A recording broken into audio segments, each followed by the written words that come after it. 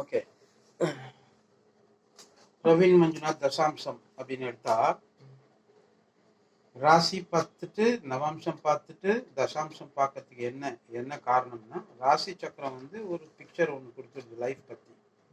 நவாம்சம்ங்கிறது more about marriage, predominantly about marriage, 90% or 80% all about marriage only Navamsam. But ராசியில் இருக்கிற strength ஏதாவது வீக்கன் ஆயிடுச்சா நவாம்சத்துன்னு பார்த்துக்கலாமே தவிர, ஒரு சமயத்தில் இம்ப்ரூவ் ஆகிருக்கும் நவாம்சத்தில். That will give you the picture and idea that rasi chart is dependable. So நவாம்சத்தினாலே ராசி சார்ட்டை இம்ப்ரூவ் பண்ண அளவுக்கு நவாம்சம் மெருகேறினால் ராசி சார்ட்டை முழுமையாக நம்பலாம். இப்போ இந்த விஷயத்தில் இங்கே அஞ்சுல குரு சுக்கரனுடைய வீட்டில், விரோதி வீட்டில் தேவகுரு இருக்கிறான். நவாம்சத்தில் சொந்த வீட்டுக்கு போயிட்டு அதே மாதிரி 5th ஹவுஸுக்கு லிங்க் கொடுக்குறான், கனெக்ஷன் கொடுக்குறான். அங்கே சந்திரனும் இருக்கான்.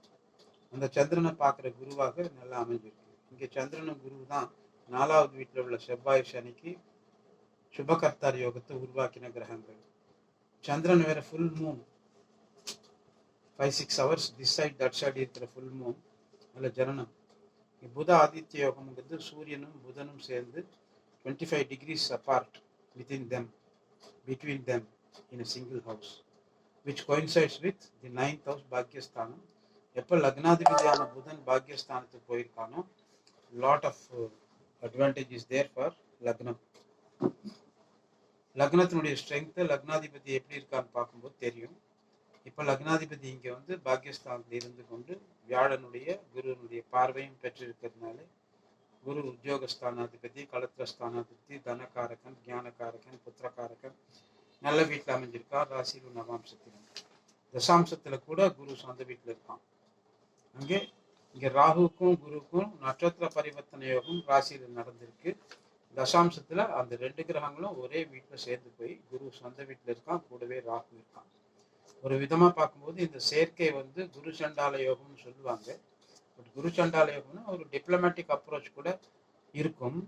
அது எப்படின்னா, யாரையும் மோசம் பண்ணுற மாதிரி இல்லை, பட் ஜாக்கிரதையாக அவங்க பிரச்சனையிலிருந்து தப்பித்துக் கொள்வதற்கு ஒரு மார்க்கத்தை, டிப்ளமேட்டிக்காக தப்பித்துக் கொள்வதற்கு மார்க்கத்தை கொடுக்குற மாதிரி ஒரு குரு சண்டால யோகத்தை அமைஞ்சிருக்கு. குரு சொந்த வீட்டில் இருக்கிறதுனால குரு சண்டால யோகத்தினுடைய தீவிரம்லாம் அதில் இருக்காது.